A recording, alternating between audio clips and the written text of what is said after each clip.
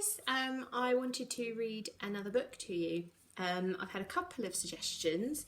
I think it was Julia suggested Treasure Island, which is a real classic, but I've only got it in picture form, unfortunately, not the actual book. And Molly suggested Wolfwilder, which I've not heard of, but I don't have that one, sadly, so I can't read you that one. So, because I've been talking about it for ages, and I've recommended it to so many of you, I thought we'd have a go at Nevermore, which I've gone on and on and on about. So I'm going to read you the prologue, and then in a separate video I'll read you chapter 1, because the prologue's only a couple of pages. Just to let you know, I've been reading this book at the moment, which is Catherine Rundell. Oh my goodness, the language in this is stunning. I've only a few chapters in, but it's about some children who, so far, from what I've read so far, some children are marooned on an island in a plane crash and they're on their own.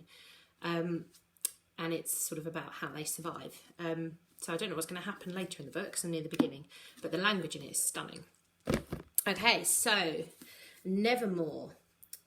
And it's longer title, sorry, it's sort of subtitle, Nevermore, The Trials of Morrigan Crow, and it's by Jessica Townsend. And there are already 2 more books in this series. I've read one of them, the third one isn't quite out yet.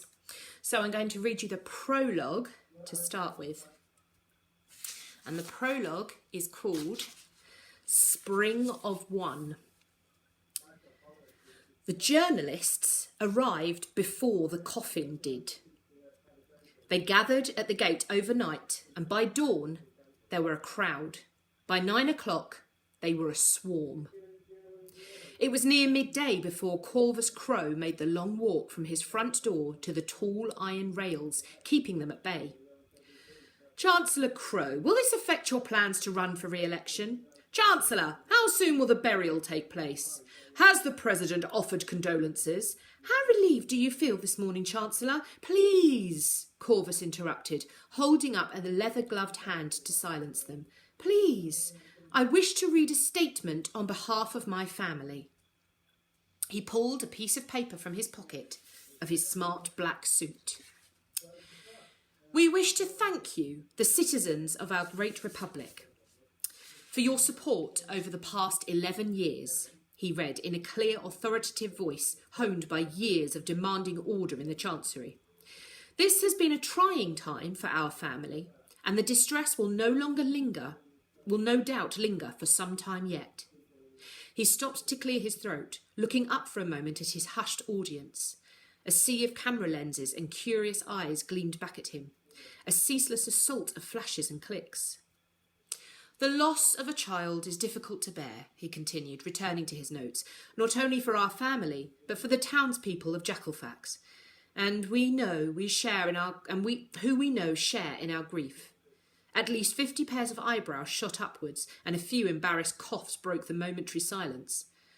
But this morning, as we welcome the 9th age of the Wintersea Republic, know that the worst is behind us. There was a sudden loud caw from overhead. Shoulders hunched and faces flinched, but nobody looked up. The birds had been circling all morning. The 8th age took from me my beloved first wife, and now it has taken my only daughter. Another piercing caw.